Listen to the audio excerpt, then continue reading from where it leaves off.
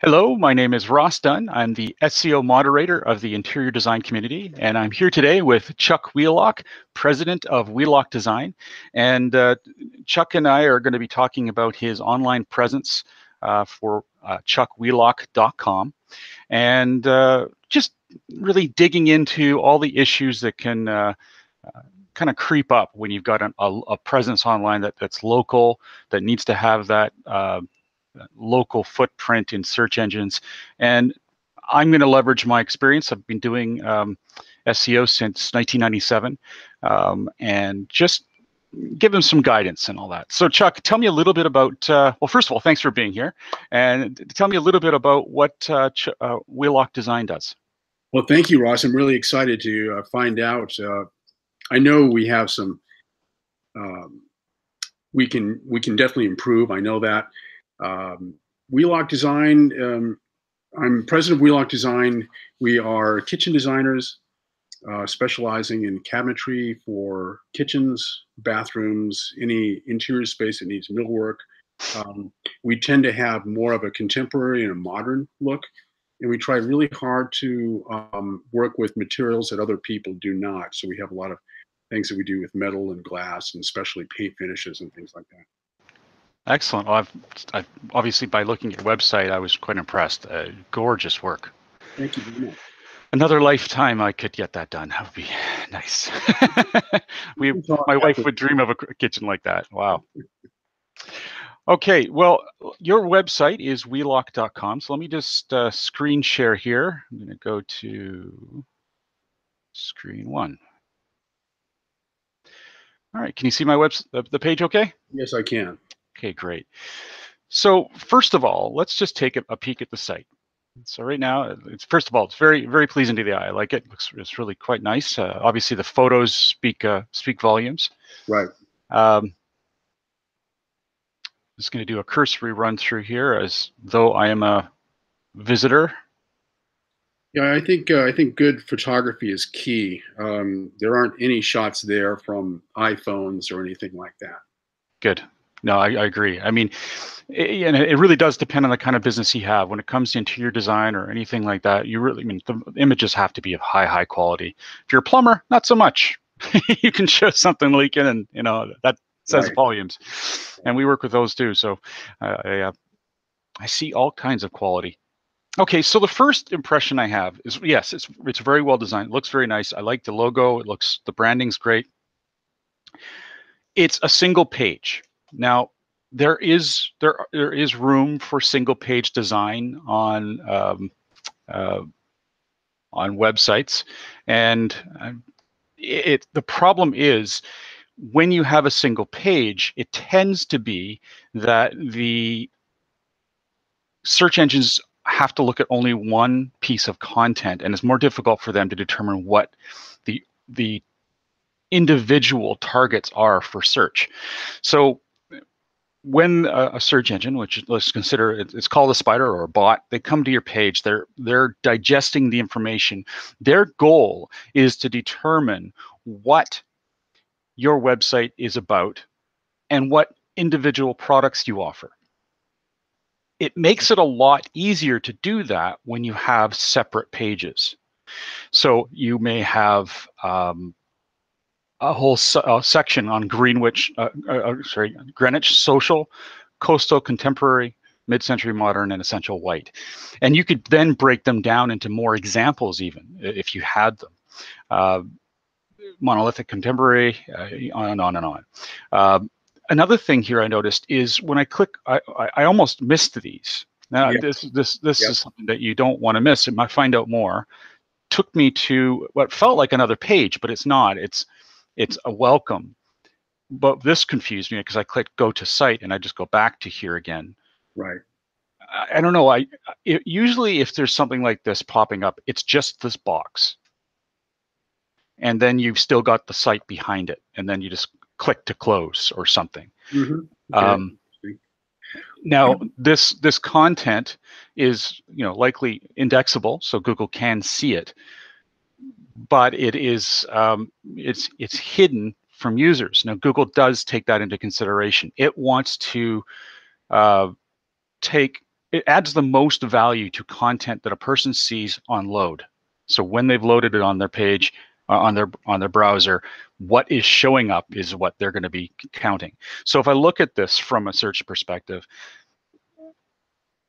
immediately I'm not sure what, again, a user would understand this, but otherwise it would be kind of confusing. I don't see what you're offering here. It doesn't say custom kitchen cabinetry or luxury, or however you determine you want to say it. Mm-hmm. There's no actual keyword there. Kitchen, bath, and home is probably, this is in a image. Images can't be indexed by Google, like in terms of the text that's in them. So if this was kitchen, bath, and home in text, that at least would have some relevance and could be indexed. Okay. Now moving down here, where do we get to anything that mentions cabinetry?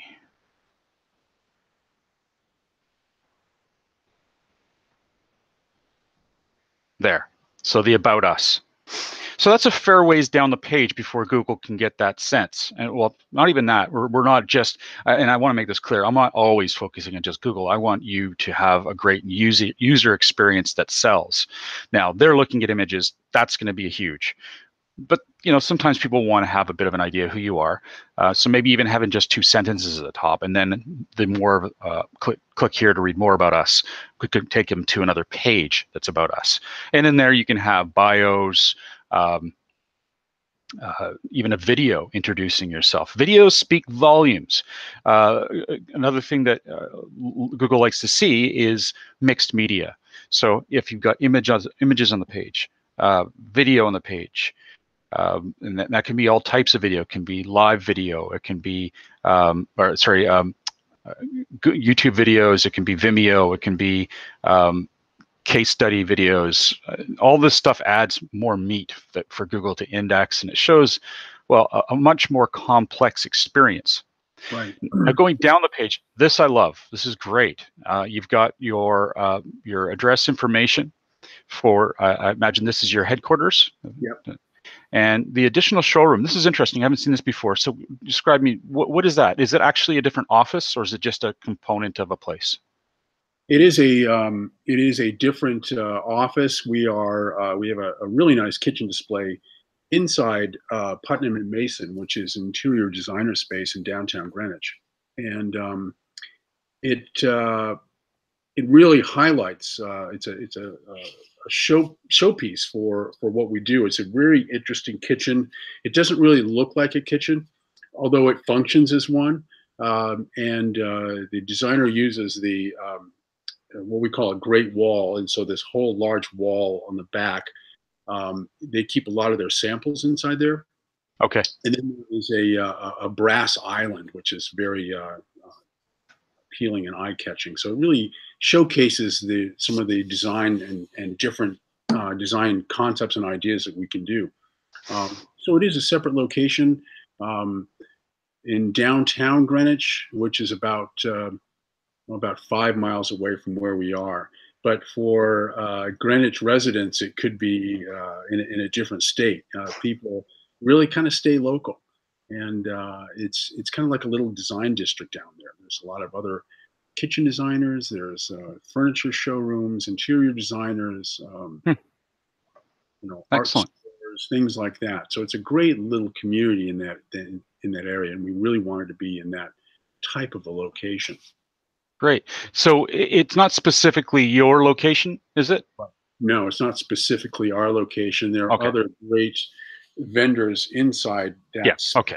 Just being sure I grasp that completely. Good. Also, I want to just say one thing, Ross. A really great, interesting concepts you're introducing. We had a different website. This one's now about maybe a little more than a year old. And what you're talking about is the way our site used to be, but we found it was very confusing. We had all these pages, people had to drill into all these pages. And so we did this Wix page in-house. Mm-hmm. And that's part of the way it came out this way. We wanted to be much simpler and easier to navigate. Not, probably what we missed out on was the SEO opportunities that we're not that we're not that good at. So you're identifying things that we knew are probably a deficit. So when you say it has to be on different pages, that's something we sort of have to learn how to do.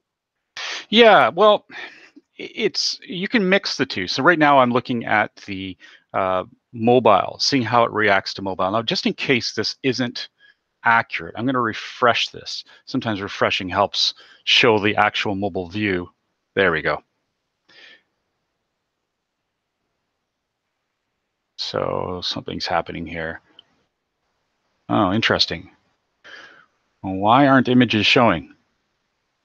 So one thing is absolutely critical is the mobile experience these days. Google's actually switching to a mobile first Yeah. concept, and your mobile is going to be the first thing they look at when they're considering the optimization, or considering the content and how good an experience a user will have, because that's what they really want. They want to ensure that anyone who uses Google and finds the results and visits the website are going to have a great experience. So in this case, I'm kind of shocked this doesn't have any images showing up. Now, let's try, this is a Galaxy S5. Let's try it on a iPhone 6, 7, or 8. Interesting. Now, it used to, that was one of our main focuses and goal here, was how it looked mobile. And it used to, like, I've just loaded on my iPhone and I'm not getting images either, which is interesting. Okay. Well, Well, one's sorry. loading very slowly. Oh, what's likely then is, it's possible anyway, the images aren't mobile optimized, so they're still trying to load the larger ones. Yeah. Yep. Interesting. It's also loading things out of sequence, so it's dropping that in between.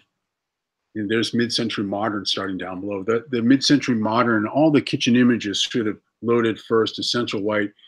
It's dropping that article in the middle. Right. Okay.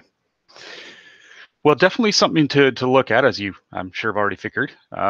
That's needs some attention. Now, I can't say I'm a Wix expert by any stretch. We work with WordPress exclusively. Not to say we've never worked on any other program, but we just find that our content management system, we do find it the most flexible.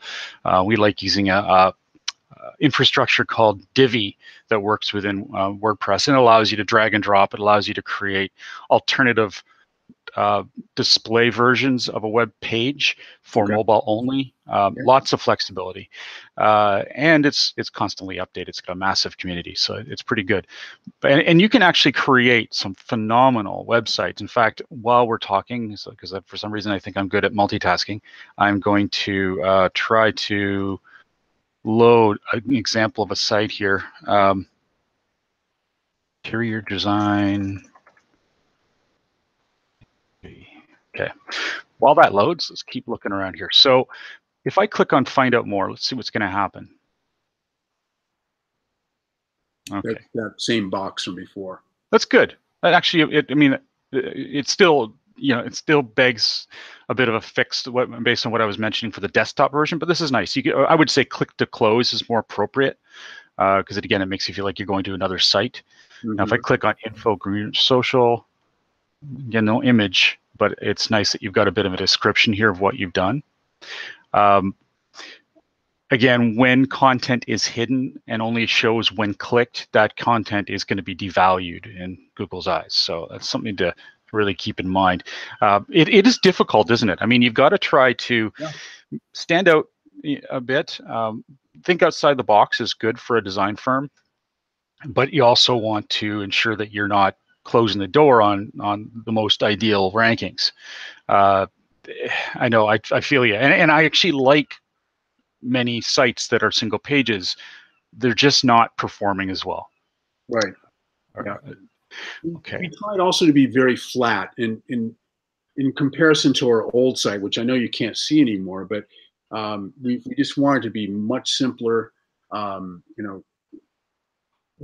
a lot of text, but maybe that is contrary to optimization in the search engine world. So and we're learning. And right now, I'm learning a lot. So Great. that's great input.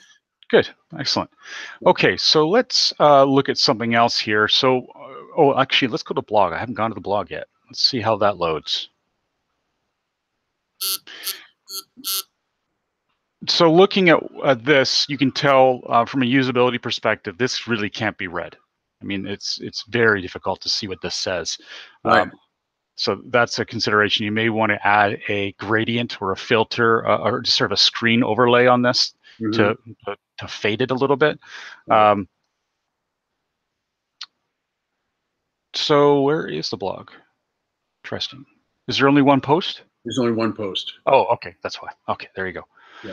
Well, that comes to another thing that is very difficult for business owners, and I totally understanding about this, and that is that we don't have a lot of time, but we also need to create content. Now, the reason why is it creates authority. Now, when we're talking authority, it's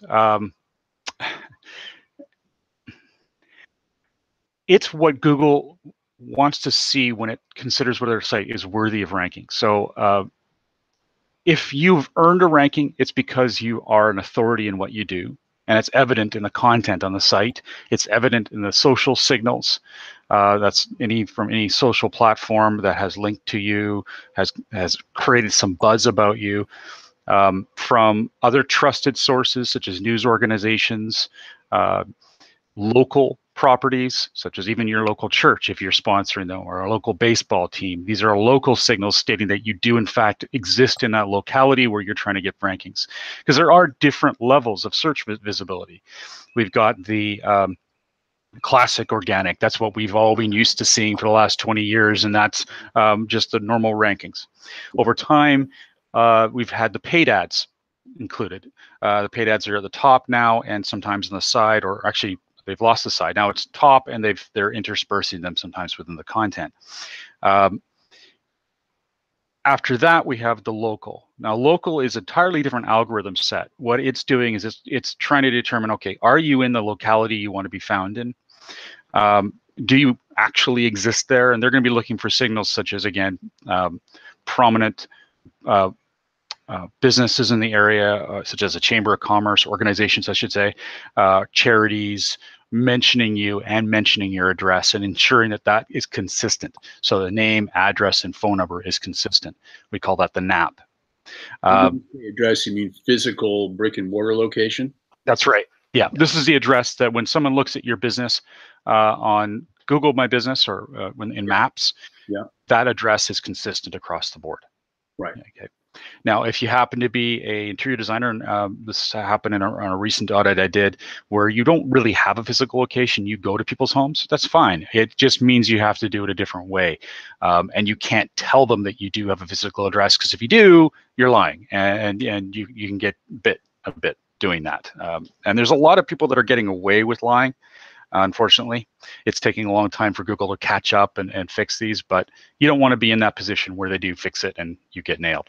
Right. That's interesting. Yeah, it's a uphill battle for Google. A lot of events at the primary showroom. Recently, we had 2 Make-A-Wish Foundation events, and Make-A-Wish kid was there cooking, and there was a lot of posts about it and things like that. So I suppose that helps with ranking. It does. If it's listed. So what you would do in those situations is, if you're getting some PR, you would want that, well, you would nicely ask that charity or whatever it is, if I'm happy to do this for you guys, I'm doing this because it really matters to me. On a side note, is there anywhere you can provide a link to my business, or we can put out a press release together saying that I'm helping with this or something? It just helps, further the financial reasons for this as well. The PR company that put it all together, I'm pretty sure that they did all that. I mean, I didn't go back and verify that they did that. I did see a lot of good PR. I didn't think about it from a ranking perspective. Of course, yeah. But I think that has been done. Okay, Great. Well, and you can see that when we do specific types of audits. Now, let's try and look at something here. I want to see how your name, address, and phone number consistency is turning out here. So there's this free tool on Moz Local, that will show you. Let's just do this again here. Share. Okay. So right now, you're considering a score of 44%. 38% of your name, address, and phone number listings are incomplete. So here's some examples. You need to add 2 more photos for this Facebook profile to be, ideal. Yellow pages, you need 5 more photos, 2 more categories. Categories are very, very important. It's, again, some way of sorting your business into specific piles of the services that are offered from interior designers. It's quite a breadth of different services, and you want that to show up. And in this case, that's M-O-Z, Moz. That's right. And if you go to Moz, or even just type in Google Moz Local, you'll find this. You can also let me know if you want a more comprehensive report. If you're seriously interested in perhaps using our services, because it does cost me money, I can run one of these reports and it'll give you a full outline of everything. I did run one for you, and I'll send that along to you after. I hate to sound like, I haven't seen this before. Maybe I should be aware, but this is all very useful. I hope that other people who might be watching this will benefit from this information. Yeah, me too. I agree, and that's part of the reason I love doing these. Well, first of all, I've always had a thing for helping out small businesses. It's a blast. So. Yeah, this is great. Yeah.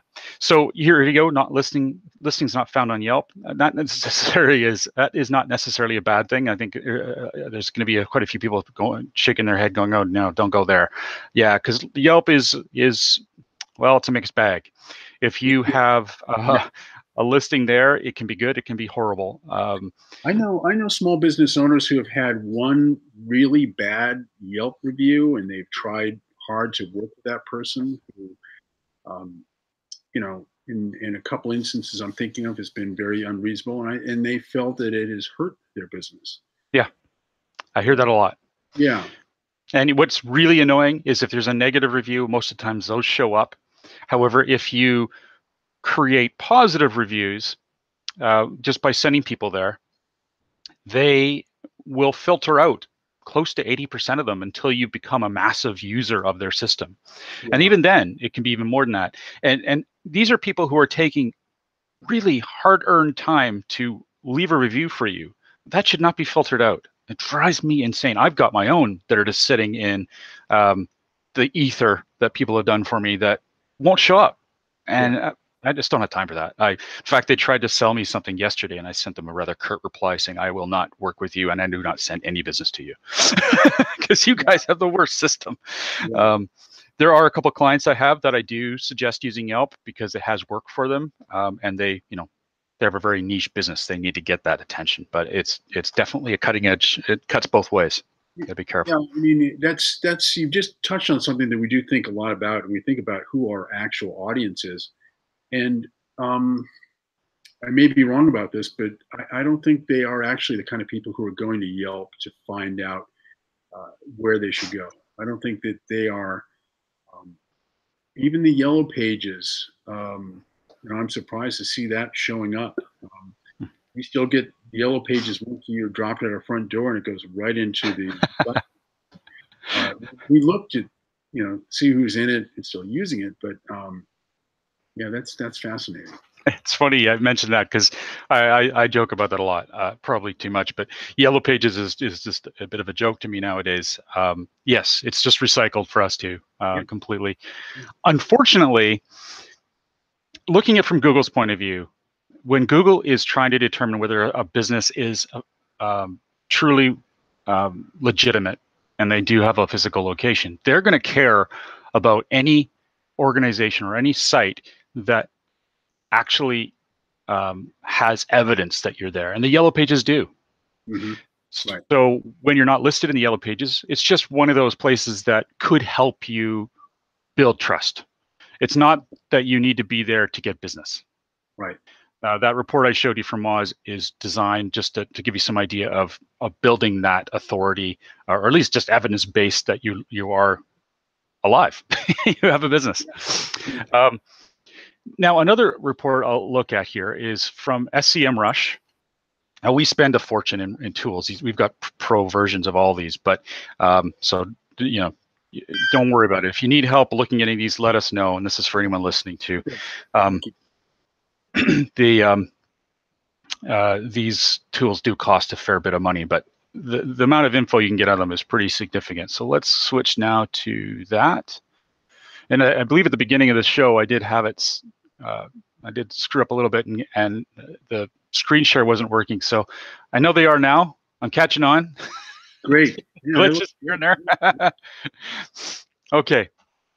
So looking at your website, what this system does is it has a history of all search results. It's not perfect, but it's darn good. And in this case, it shows us what kind of history your website's had. So this is over 1 year. That's just because in this case, I guess that's all the history it has available.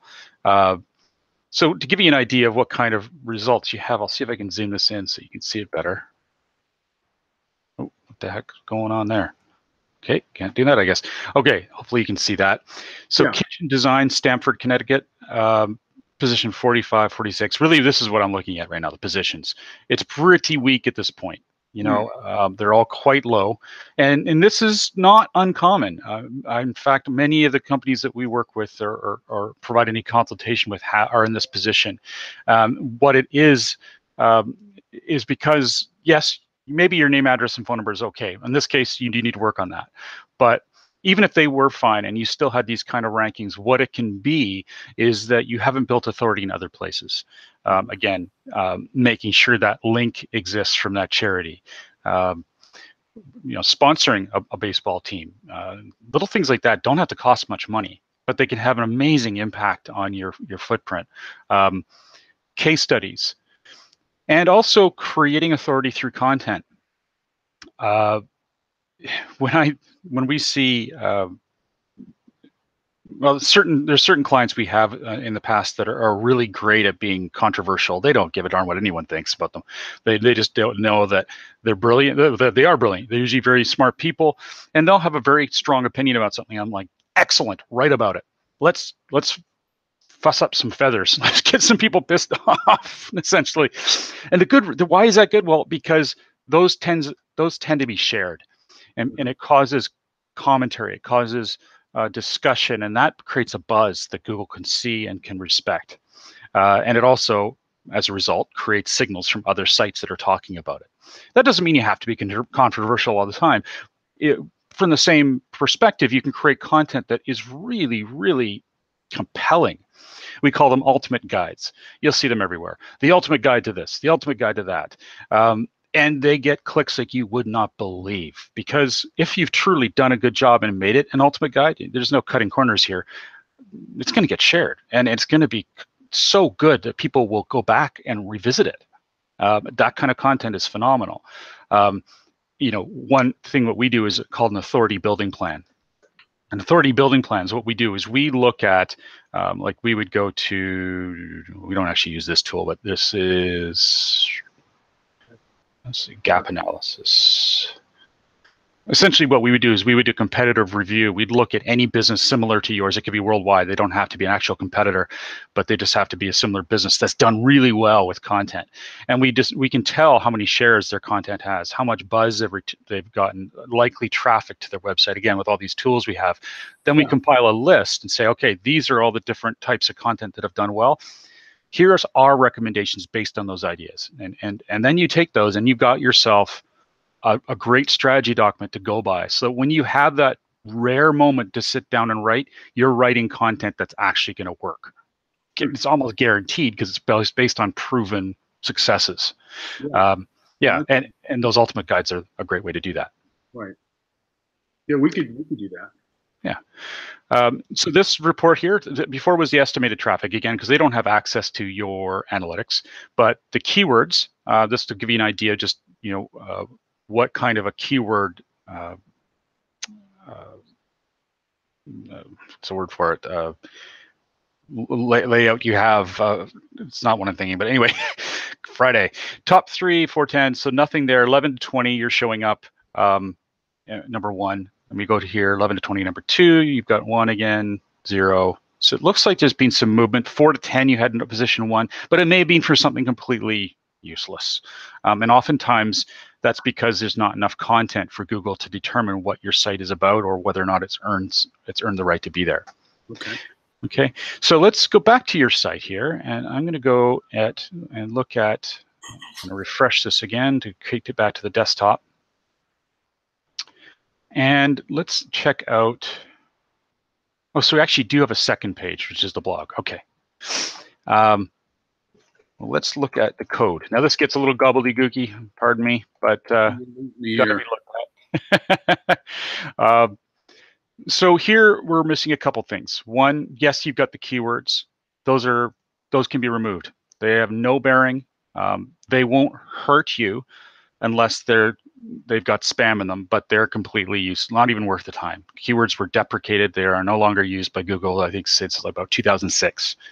They're constantly used everywhere, but they're not needed. And if they aren't done right, they can hurt you. The description tag is used. This is important. When your site does get a ranking, it's going to show up in the search results. It's going to have either what Google decides your description should be or the description you've created. I'm not sure if it's 50-50, but I would say it leans more 60-40 in favor of Google picking what they want to write. But if they do choose your description, you need to make sure it's compelling. It is going to be the reason why someone clicks and goes to your site. That and the title. Title first, obviously. Your title is up here. Elevator pitch.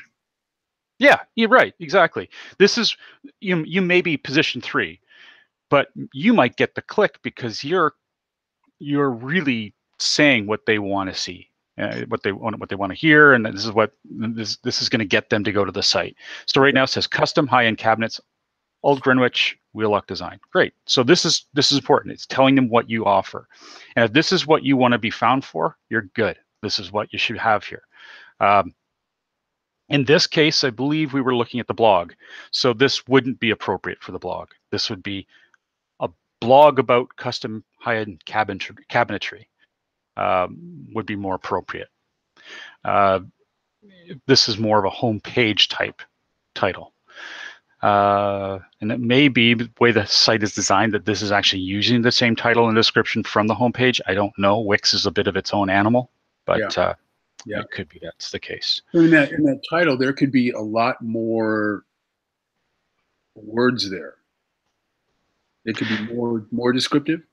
Titles should be pretty succinct. I think what you've done here is decent. I think Wix has probably maybe provided some advice when you were building this, because this is pretty good. This is decent. You're stating where you are, and you're stating the business name at the end. Business name should never be at the beginning unless you've got some sort of a phenomenal brand like Amazon. That people are going to stop and go, oh, I got to go here. No, what they want to see is that you're going to deliver on what they're looking for. So that's what you deliver first in the title. Okay. Title is the most important aspect of, or to start with a web page when you're optimizing. Start with what you want people to know you're offering, your location if you're a local-based business, and then the business name. And then in the description, you want to explain why they want to click. What is it that's on the page? And you're not saying click here because, you're saying if they want high-end cabinetry, some of the most beautiful high-end cabinetry you'll see in all of the Greenwich area, whatever you want to say. Lots of photos. People are going to be likely looking for that, and they'll click through. They're going to check it out. Now down here is the open graph. This is true gobbledygook, but what this is saying is that the type of, this is when someone shares your page on Facebook. This open graph is going to tell Facebook what type of website or what type of share it is, and now they know that it's coming from a website. The URL is going to say where is the page that's being shared. They've got that. The image is now going to state what image should be used in the share. So let's check that out in a different window here. It's probably just your logo, right? No, it's this. Okay, well, that's good. You may want a version of this with your logo built on it. So when it's shared, it's not just a kitchen. It's got your logo on there. Right. Site name. This is what's going to appear as the title. Not bad at all. And this is the administration username, Wheelock Design. And here's the description. Now, Wix, again, I'm not familiar enough with it to know, but I believe you can configure this in the optimization area. In WordPress, they also have an ability to do that, especially if you're using the Yoast plugin for SEO. So for listeners out there, that's viewers, that's important to know. You can ignore my Kaspersky thing here. This is just something I've got to check for spam or viruses. You've got Google and Facebook remarketing. Are you doing any kind of paid advertising? We haven't done anything recently. Okay.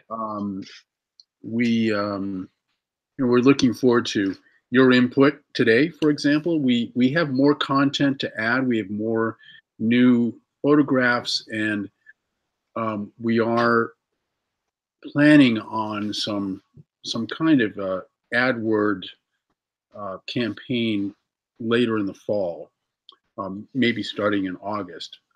So we are speaking to others about that, and we are going to be pursuing that. Great.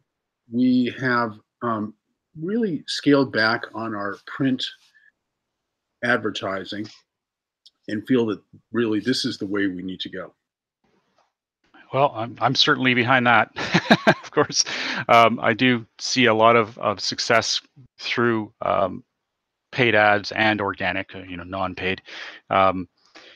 When you're doing paid advertisements, just a piece of advice, we do a lot of paid advertising for many clients, but have a very clear picture of what you can afford to spend to get a particular person to, even a lead.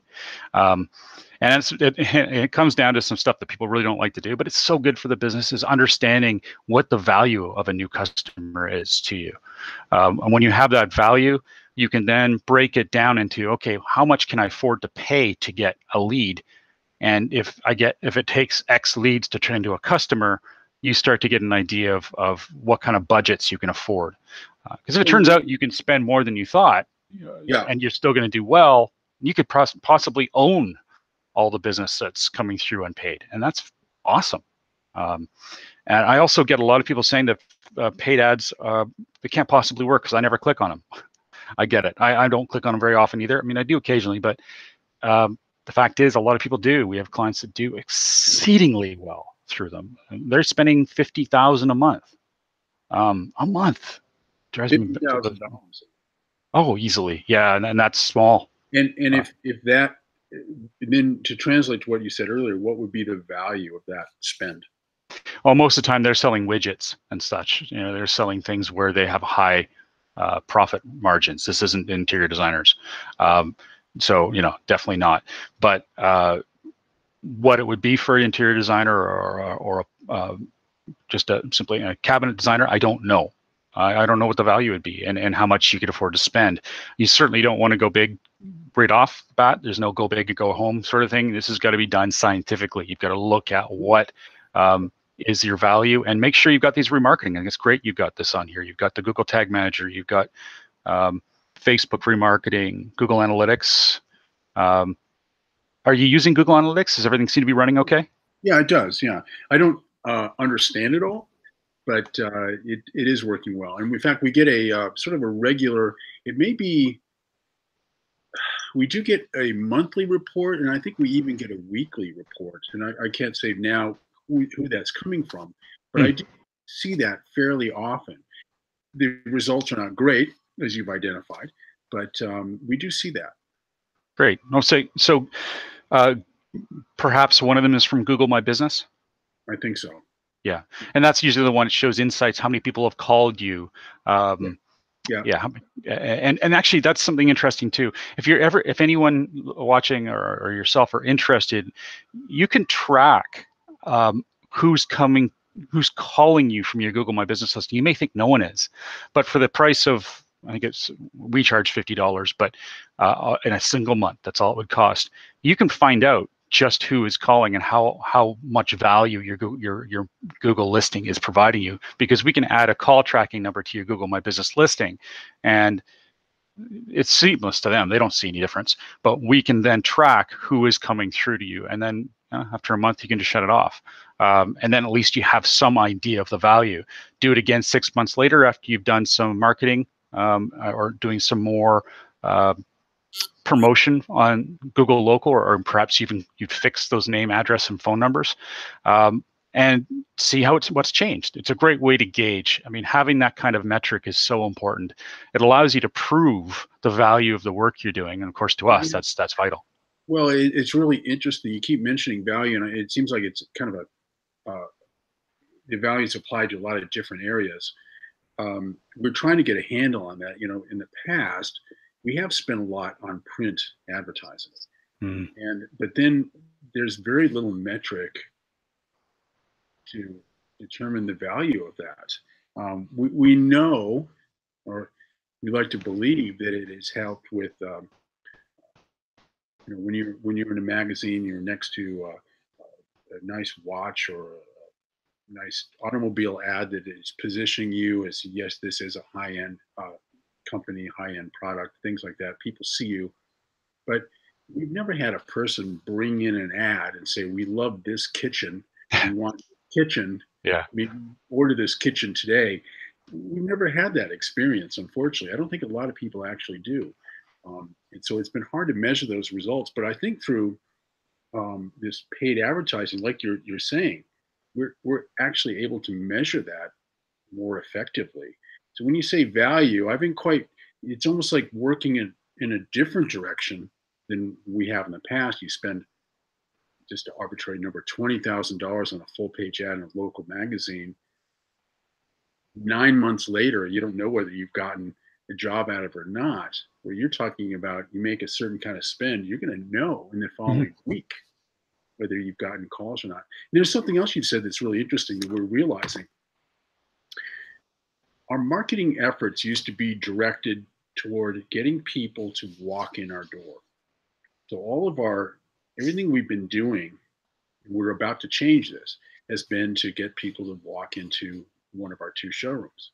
What we want to do now is we want people to actually respond with either a phone call would be ideal, and get to hear what they're interested in, try to help them understand how we can help them solve a problem, and why we're the company that they don't have to walk in the door. The same thing happens when they walk in the door, but before they walk in the door, if they make the call, then or an inquiry in some way, requesting information, that is a far better call to action or end result for us than somebody just kind of deciding they're going to walk in the door. It's much easier to make a phone call or to just send an email, than to decide, well, I'm going to drive down there and walk in there and hopefully they're there.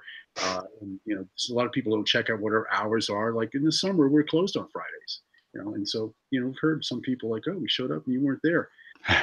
If we can get them to just make that call, as you're describing, that's so much better for our business. Great point. And one thing that yourself and listeners should know, or I keep saying listeners because I have a podcast, but viewers should know, is that with your Google My Business listing, you have a Google Q&A. So it's a place where people can actually ask questions of you. The tricky part here, and this is just evil in my opinion, is Google allows other people to answer them on your behalf. Yeah, exactly. So you want to get in there and post your own questions and your own answers, ideally. Okay, make it so that they can get that information immediately. And maybe one of them is, you're closed Friday. How do I get in touch with you? Or if I can't show up on a Friday, or if I can't show up on a weekend, how can I reach you? Whatever it might be. It's again just making things a little easier for everyone to experience online. Now, one of the things, I just got back from speaking at a conference on the future of web marketing, or future of marketing actually, online, and it was a very big discussion. But one thing that came to mind that is very clear is with the growing competition, with everything being online these days, it seems, and the cost of goods dropping when you buy online versus going to a bricks and mortar. Yeah. Now, this isn't necessarily a market, but I think there's aspects of this that do rub off. Is people are going to expect a far better experience if they do go into a store. They're going to want to be babied, and if they can be babied, do they feel like they are like the end all and be all, they're going to keep coming back, and that's going to spread. Um, there's companies that offer a coffee that take photos of whatever you like, and they'll offer to send it to you by email. I mean, you can make the experience exceptional, and Right. they're going to start coming back. Yeah. And that's Yeah. the only way you'll stand out, Right. unfortunately, in this new era of online being so strong. But people are going to have to go places and experience things. It is very strong. It hasn't quite happened yet where person still needs a kitchen designer to design their kitchen well. You can when you look at IKEA, they have an online program that a person can use, put their dimensions in, drop boxes in, and you can come up with a design that um, someone who may be buying an IKEA kitchen may be completely satisfied with. That hasn't quite yet happened for really custom type kitchens, but I think it's getting closer and closer with certain AR technologies. You sort of once a person can just sit on their sofa and start walking around what their kitchen's going to be like, and if it's a really rich experience, they don't need to come into the showroom to see it.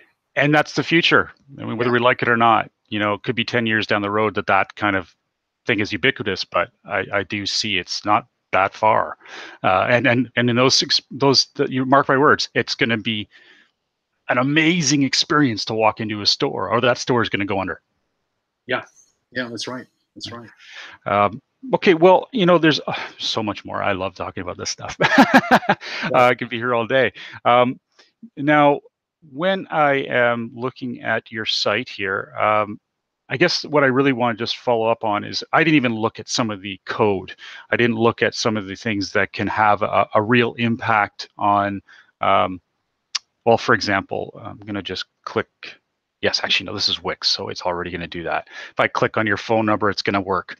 Other sites may not have the ability to, or not be set up to instantly trigger a phone or anything like that. There's also some really nice things you can test. If you have click to call, you can just put that on the page, and it's kind of effortless. People just click, and they're calling you. And that's really great for mobile as well. Yeah.